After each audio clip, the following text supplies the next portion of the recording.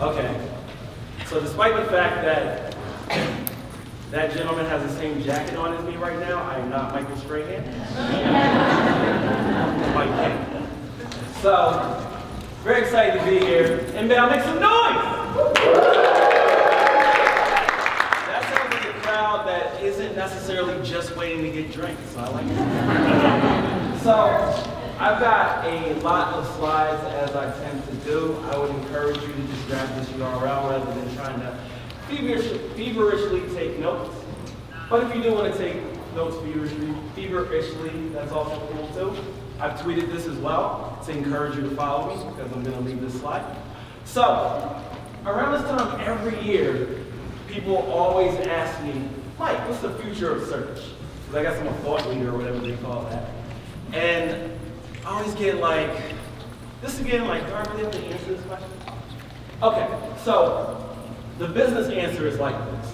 The future of search is, you are such a busy person that has 50 tabs open at any point, and it's likely that you put something in your shopping cart, and then you get up from your desk and you forget about it. And then later on, after you've left the office, you're walking down the street, and you get some sort of indicator on your phone that says, hey, those shoes that you were thinking about buying are in that store 100 feet to your right. To me, that's the future of search. Now, that's a pragmatic answer for the business concept. My real answer looks a lot more like this. So how can I help you? Oh, it's just more that everything just feels disorganized. That's all. You mind if I look through your hard drive?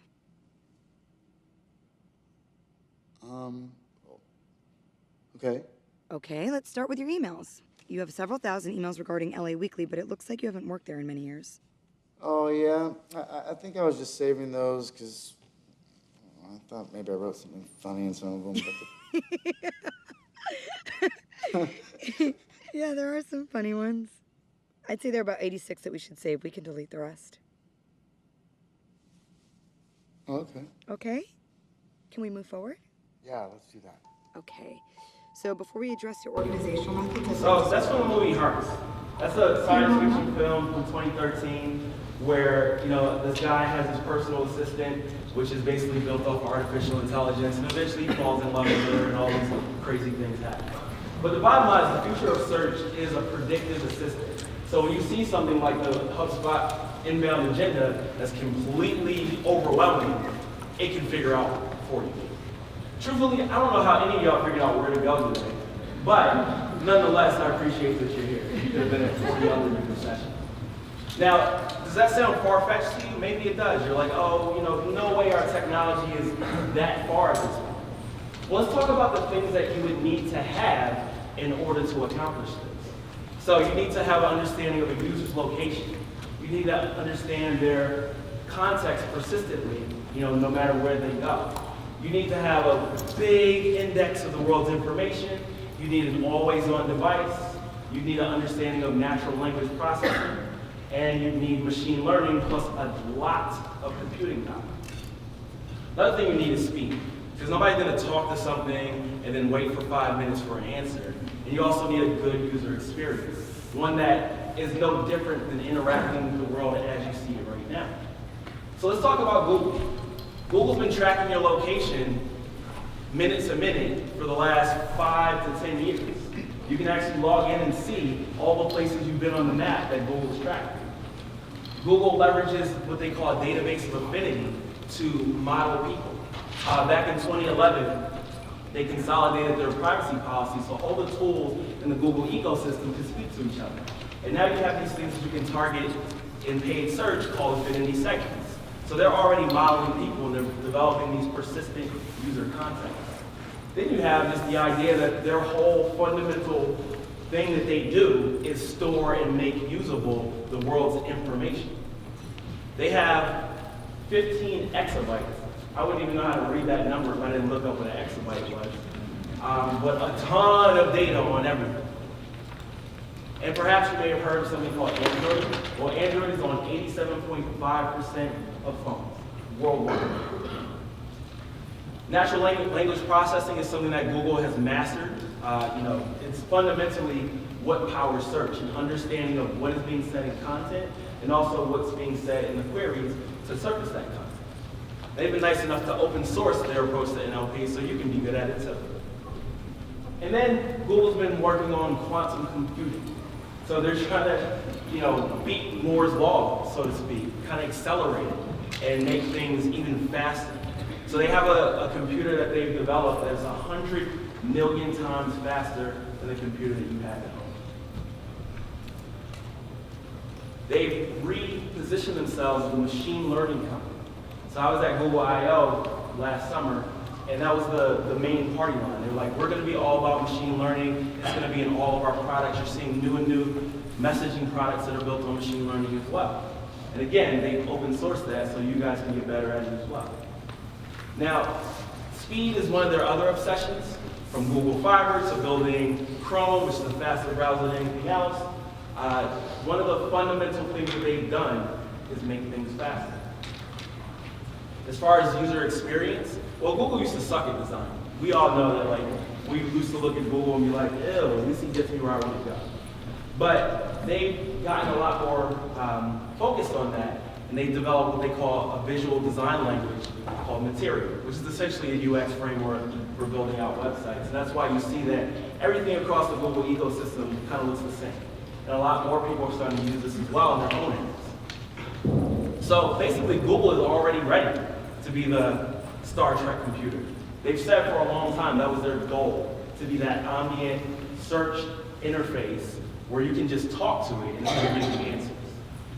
The first version of that we saw was Google Now. Google Now was a predictive search appliance, so to speak.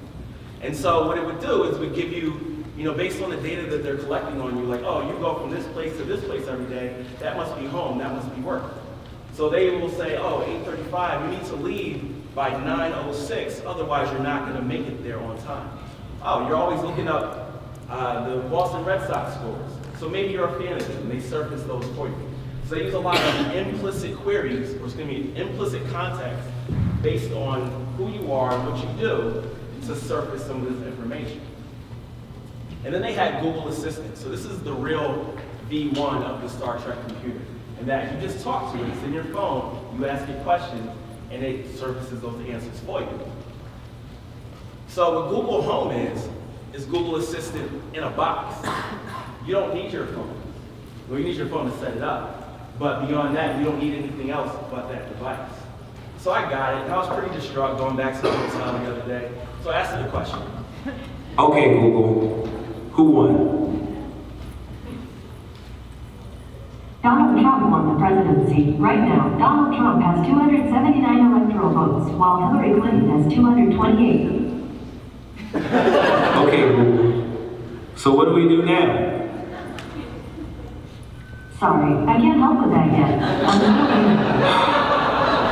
So I can't answer everything.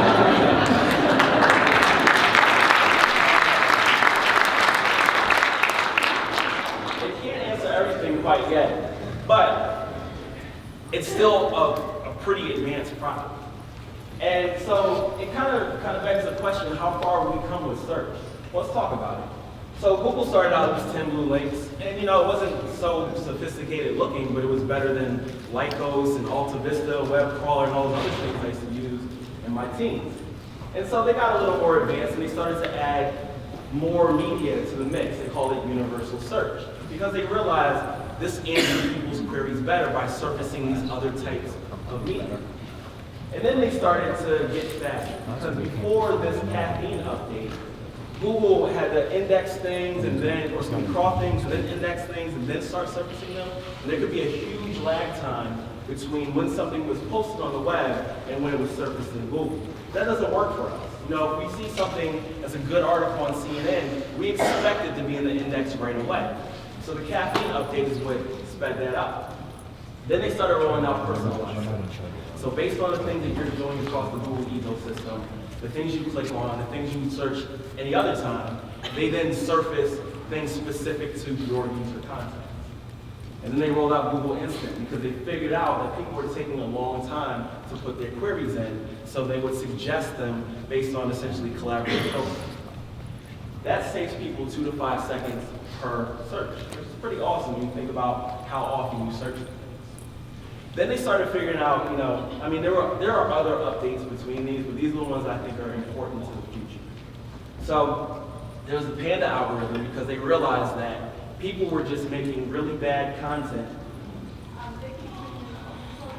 You want to check your lab and make sure you didn't hit the button off. Sorry, guys. Check, 1, 2.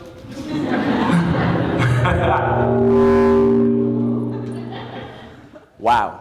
Okay. Sorry, folks in the overflow room. There's actually some seats up here if y'all want to come up here. But anyway, so as far as Panda is Google going after the content that doesn't have utility for the user. For a long time, people thought like, oh, we just make content for search engines. Like you have to write for search engines. Well, what Panda did was basically kill that. So what we call thin content is what that would effectively remove from the index. And then after they solved that, after several iterations of that, and then they eventually added it to the core algorithm, they kind of moved towards solving link spam, which is what the Penguin update was for. And the same cycle happened where they had to update it and refresh it irrespective of the main algorithm, and then after that, they added it to the core algorithm where it updates in real time. Structured markup is another fundamentally important thing that has been added to what Google will then surface. So the three search engines got together and they decided, we're going to come up with this vocabulary called schema.org so that you can mark up your pages and they can extract more specific information on the entities, we call them, the person, places, or things that are being talked about on the page. And then they had Hummingbird, which, to boil it down into like a one-liner, it's basically them having a better understanding of synonymy. So if I say Barack Obama, President of the United States, Michelle Obama's husband, they understand that's the same person. So you don't have to necessarily put the word Barack Obama on there 59 times in order to rank for that keyword. And then RankBrain. RankBrain is kind of the other side of that, in that Hummingbird is having a better understanding of the synonymy of content. RankBrain is a machine learning algorithm that allows them to get better understanding of your queries. So the thing about Google is that people are typing in new queries every day, and it's very difficult to understand queries that are like 14 words long. It also has a lot of implications with regard to this vocal search. I call it vocal search because I like that it rhymes with mobile, social, local. I don't like saying voice search. But anyway, this has implications on that because of the fact that they have to understand these queries. And it's very difficult to understand those longer queries. And just last week, Google announced that they moved to a mobile-first index. If you don't take anything away from me today, or if you only take one thing away from me today, this is incredibly important. This means that they're crawling mobile first now. So if you don't have your content available in the mobile context, you may not be updated anymore, and then because of that, you may not rank. So types of search that you should keep top of mind because they are more emerging things. Spotlight search and search in Safari.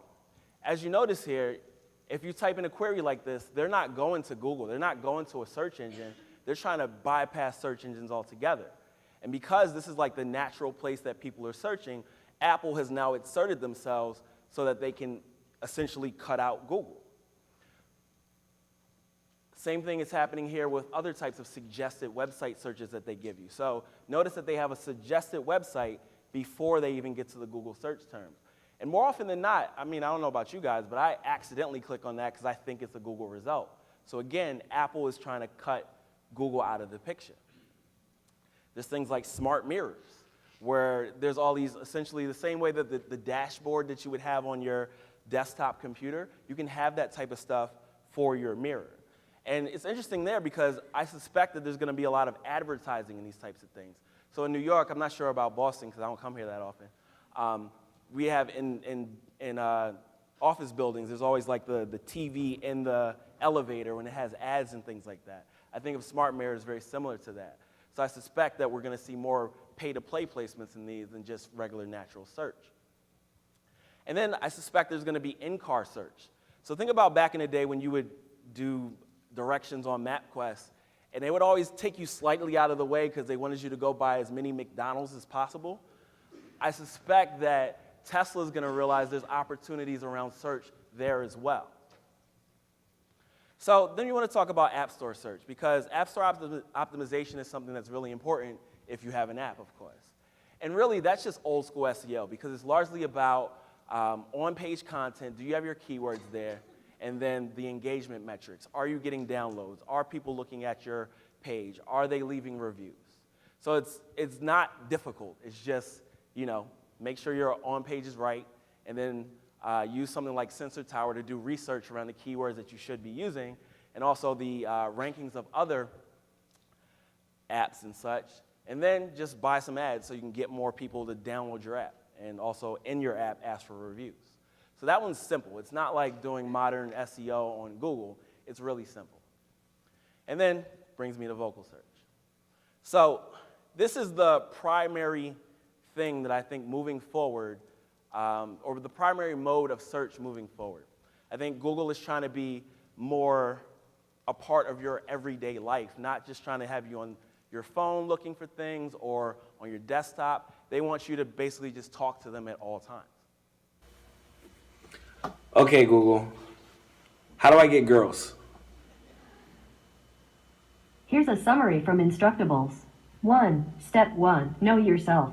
This is actually a very important step, too. Step 2. Express yourself. 3. Step 3. Get over yourself. 4. Step 4. Finally. And 5. Step 5. Asking her out. Okay, that's actually kind of reasonable. So the thing about voice search or vocal search is that there's only one answer. They're not going to sit there and have the Google device, I don't know if it has a name, it's not going to sit there and read 10 results to you. It's only going to read one answer to you. And Dr. Pete from Moz did a great post on this today, like how to rank in Google Home. Really what it comes down to is getting these featured snippets. So that answer that was just read to me is directly right there in the SERP. And there's a lot of data out there about how to do this. I'm going to talk about it a little more later. But the bottom line is, like, you need to be going after this if you want to be the #1 person there. So voice search is something that users are using simply because it's convenient. All this data suggests that people are like, oh, it takes too long to take my phone out, or it just isn't as easy as saying it out loud. So I suspect that over time, younger generations are going to use this far more than perhaps the older ones. These other assistants are interesting as well because, again, they're also trying to cut Google out of the cycle.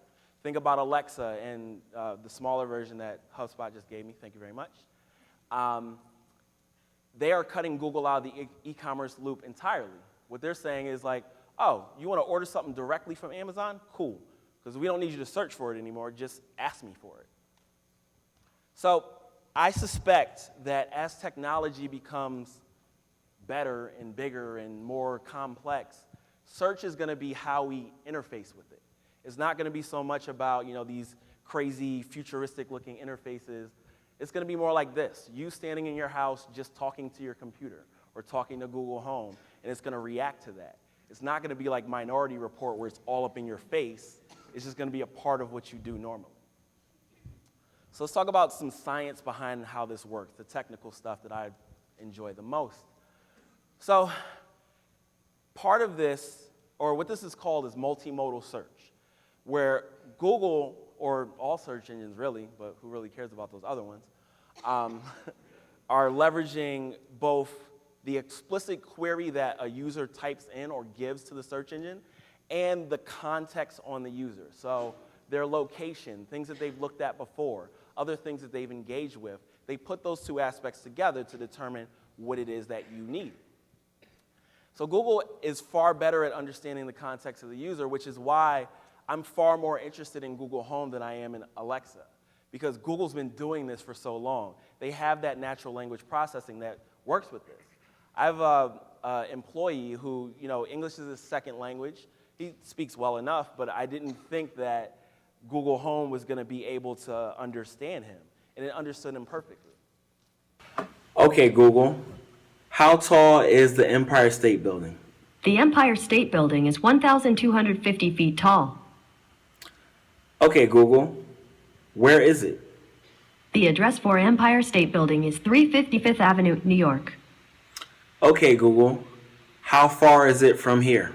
You're 211 miles away from Empire State Building by car. Okay, Google. How long if I walk? Sorry, I'm not sure how to help with that yet. I'm still learning. Okay, Google. How long would it take for me to walk to the Empire State Building?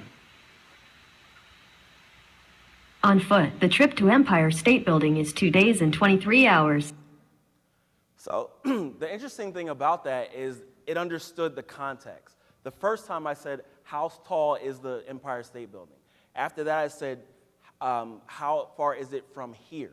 So I don't have to be explicit anymore. They understand through my series of searches what I'm talking about.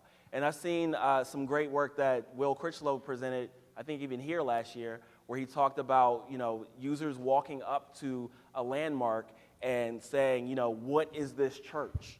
And Google can answer that question because of those implicit contexts. And so there's a great patent or maybe just a white paper, I'm not sure if it's a patent, but they talk about how they model users for these personal assistants.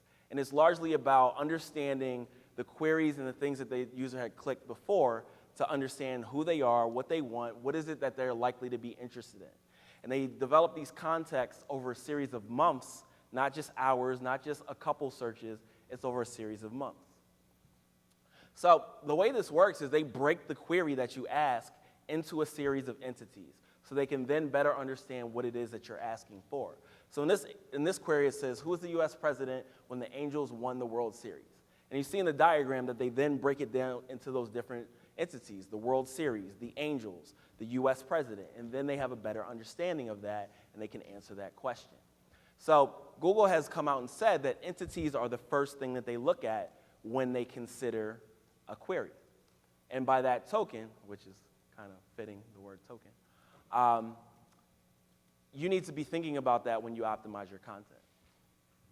So how do you capitalize on these search opportunities? Because a lot of this stuff sounds pie in the sky to you. It's like, okay, we're living in the future, but Mike, what do we do with this? I got you, don't worry about it. First thing you need to do is make hyper-targeted content. And what I mean by that is content for very specific personas and also for very specific contexts. So what I mean by that is there's a series of need states. Did we break it? Ooh, it's too next level for this. Can't handle it.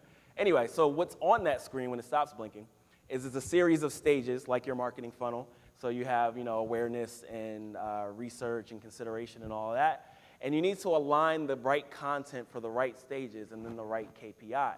But as long as you're thinking about the right content for those different stages, you're not going to have a big problem when things get hyper-focused and essentially create filter bubbles for these very specific user types and very specific contexts. So what that may mean is you may need to make a piece of content more than once to speak to a very specific audience type. My next slide, if I remember from my recollection and crazy memory, boom. This requires content strategy. And I don't mean content marketing, which is what a lot of you may do. I mean content strategy. Thinking through how your content can be useful and usable for very specific audiences.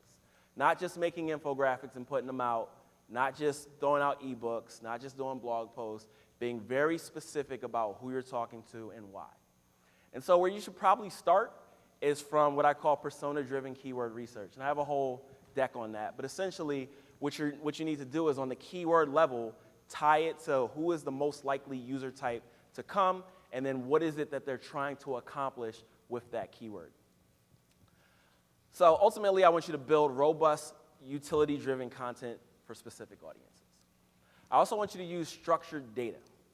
Now, there's a lot of opportunities around that, but this is an example from a venue here in New England, Connecticut to be specifically, called Toad's Place. And the things that you see up here, these are all listings for events going on at this venue. But if you then click into one of these, Atmosphere, one of my favorite underground rap groups, the source is not toadsplace.com, it's a ticket site, because Toad's Place has not marked up their content.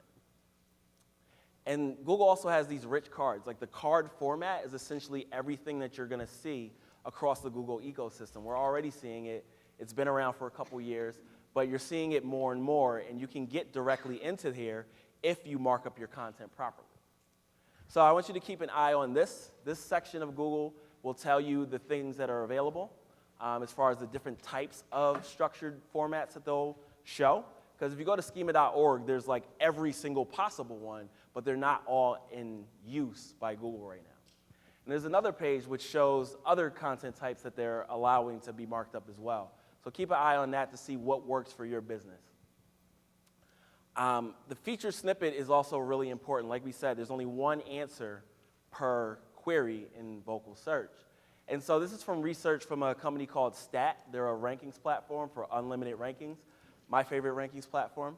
But what they found is that a lot of these queries that return feature snippets are very question-based. So they have different types of feature snippets. There's the paragraph type, the list type, the table type. And based on what question word is in these queries, we're seeing a lot more of these different types of feature snippets. So for instance, if the question is around does, like does something happen or what have you, we're seeing far more paragraph feature snippets than we are the lists and the tables. Also, what we're seeing, in aggregate, not just specific to the question type, but we're seeing, a huge uptick in the list and table types, and then a drop in the paragraph types. So based on that trend, you might want to think about, how can I mark up my page so that those ordered lists are there so Google can easily extract that content to make a feature snippet. Larry Kim from WordStream also did some research around this, and he found that you don't necessarily have to be in the #1 position to get that feature snippet. Naturally, the #1 position is the one that usually does it, but you don't necessarily have to be there. So this isn't just an authority thing, it's do you have the best answer? And then the other thing is that we're seeing the sweet spot for these snippable, that's not a word, snippets for feature snippets is around 45 words. So not to say that I want you to write specifically 45 words, because that's what people do with marketing. They take something like that and run it into the ground. But ideally, it would be 45 words. So another thing, a more specific how-to on this, check out this post from Built Visible. They walk you through how they made these optimizations and then got those featured snippets. Be mobile friendly. Again, most important thing I can say to you is be mobile friendly. So this chart that I'm showing you right here is what I suspect was Google's test for the mobile first index. This is a profile from a client of mine, a big media site. These are just the AMP, I don't want to say AMP pages because pages isn't in AMP. Anyway, these are the accelerated mobile pages. And for 3 days, the traffic spiked to these pages, and then it just disappeared. And so I looked at a whole bunch of other media sites, and the same thing happened. So I suspect that was Google testing out that mobile first index. So the implications here are if you aren't mobile friendly, you're not going to see this traffic. The other sites will. So accelerated mobile pages is the initiative that Google's been pushing for to make sites load instantaneously. And the interesting thing about it is that right now it requires you to have a second URL in order, or it doesn't require it, but most people have implemented it as a second URL that's paired with their desktop URL. Now, this screenshot is from a post from a Google engineer that's working on this project, and he says that we don't want you to do that. What Google actually wants you to do is rewrite your sites in canonical AMP. So if you know anything about AMP, you're like, well, the experiences aren't so robust and what have you. Well, this site right here, the AMP project site, is written in AMP. It looks like any other website that you have. So you can do it. You can do it! And one of the common complaints I have about AMP, because I hate it, is that you can make your site just as fast yourself.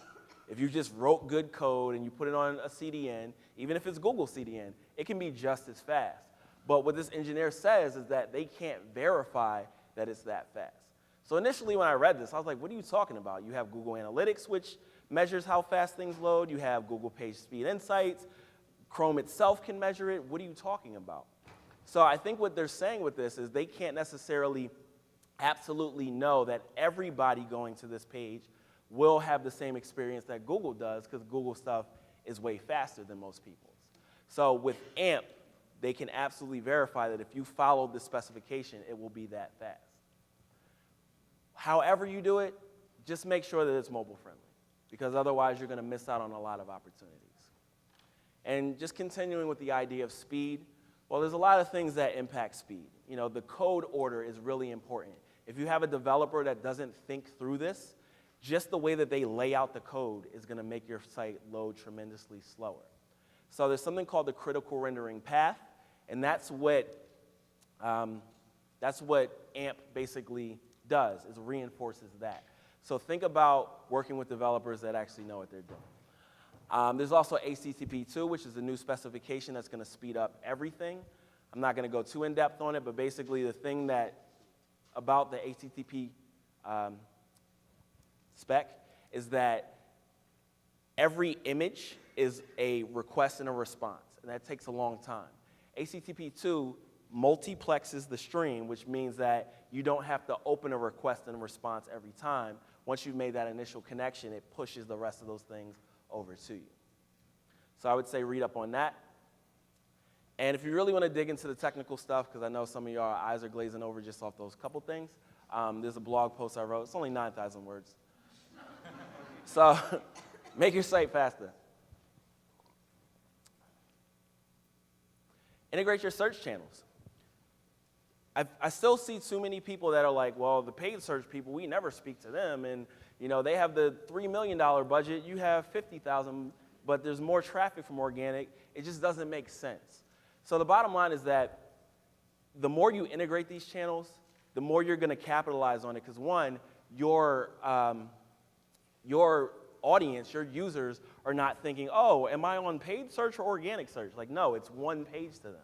So there's opportunity to improve on this. And there's so many studies that just show, you know, if you're in both places and you're working well together, spending your budgets the right way, there's just an uplift. And so the bottom line for that is things like feature snippets and then also rankings in general leverage CTR. So if you're getting a higher CTR, well, and all you got to do is pay for it, that's going to help you. So put them together. I said that already. All right, so what tools should you use? Because I don't want you guys to just like, I don't want to be like Gary Vee where I just bullshit for an hour.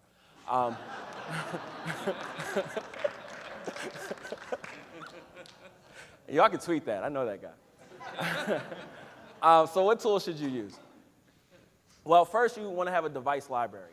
Despite the fact that there are emulators you know, that you have within your browser and such, it's better to have the actual device to play with. So you can see what are the nuances of that device, whether it's from vocal search or whether it's from organic search, whatever it is. You want to understand better than just, you know, the emulator in Chrome, how this device operates. You want to use Google Search Console. While it's not the greatest thing in the world, it's the only source of data that we get from Google. As far as things like click-through rate, that's the only place you can truly get that for your site. You can't really rely on the click-through rate models that we have from you know, SEO blogs and stuff. The structured data testing tool, because I, again, want you to use structured data, test it out before you push it live, make sure that it's validating correctly. The AMP validator, before you push your AMP page, your AMP live, yeah, test it. And then there's a variety of tools that they have for testing mobile friendliness and page speed. This is like the most visually compelling one, but what's up, Inbound? Why is it so slow? Chrome DevTools, this is actually built into the Chrome web browser itself. There's a variety of tools that help you understand your site speed, what are the things that are effectively slowing it down, what are some of the issues that you may be having as far as like how things are being pulled across the web. DevTools is your friend. Google Analytics, Demographics, and Insights, because again, we want to understand the context of the users that are landing on your site. You want to get the data on the affinity segments that Google provides so you can see which types of users, which age ranges are landing on your site. Screaming Frog SEO Spider, there's not a single day that goes by where I don't use this tool when I'm at my desk, I guess. And then they also have a log file analysis tool as well, where you can get an understanding of how often Google is visiting your site. If you have, well, Search Metrics is a great tool because it helps you understand a lot of content opportunity. They do a lot of really in-depth analysis leveraging machine learning that help you get ahead of some of your competitors as far as optimizing towards these ideas of Hummingbird and such. OnPage.org, if you need cloud-based crawling, excuse me, it's one of the better tools out there. And then if you need log file analysis in the cloud as well, Botify is a good option as well. For keyword research, I would say check out Moz's Keyword Explorer. It's the most advanced tool out there for this. There's other great tools out there as well, and I'm sure they're all going to try and catch up pretty quickly, like SEMrush and all the other things that are available. But right now, Moz's Keyword Explorer is the best thing on the market. And as far as ranking stat, like I said before, you can track unlimited keywords. So I didn't introduce myself. This is me. Okay, Google. Can you beatbox? Okay, put your hands together for MC sound file. Yeah. Yeah. Yeah. Yo. Yeah. Okay, it's Mike King and I got a better flow. What up with that election? No, it feels just like the Brexit vote. It's whatever though. I drop it in the middle of inbound like the letter O. Use my skills as a metaphor for the Google algorithm, cause I guess you'll never know.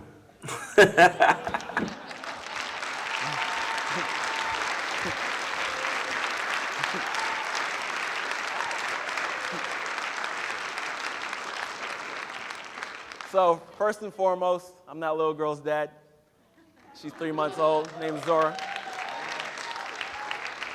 And secondly, my name is Mike King. Full stack developer dude, marketer, Moz associate, and I run an agency called iPullRank. We're a better marketing agency.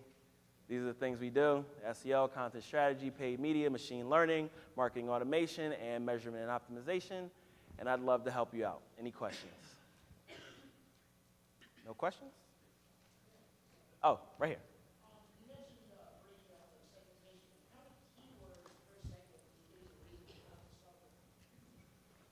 I think that's hard to say. It really depends on what you're targeting, what your goals are, what is the, it's hard to say, yeah. But our clients have anything from like 500 keywords to 5,000, so it all depends. You can step up to the mic to ask your questions as well. I was pointing at you. Yeah. What's up, Mike? How you doing? Chill. For those out there with agencies or companies and they're using WordPress, as many of us are, and who aren't using, custom websites, are there any, plugins or tools within WordPress you'd suggest? Yeah, absolutely. So for a lot of things that we just talked about, like for instance, AMP, there's a variety of plugins. There's one that is specifically made by Pragmatic. The one that I use is actually called PageFrog because it does not just the posts, but also the pages as well. And it also handles Facebook instant articles as well. Yoast SEO, definitely use that heavily. There are a number of structured markup tools. I know that Raven Tools has a plugin for it. I don't remember what it's called. But yeah, definitely that. And then pretty much the rest of that, it would just be the other tools that I talked about. So Screaming Frog, they have a free tier where you basically download it and it can crawl up to 500 pages. So I would say start with that for your analysis. Same thing for the log file analyzer. They have a free tier for that as well. So in all the tools I showed you, they're all freemium, so you could play with them before you buy.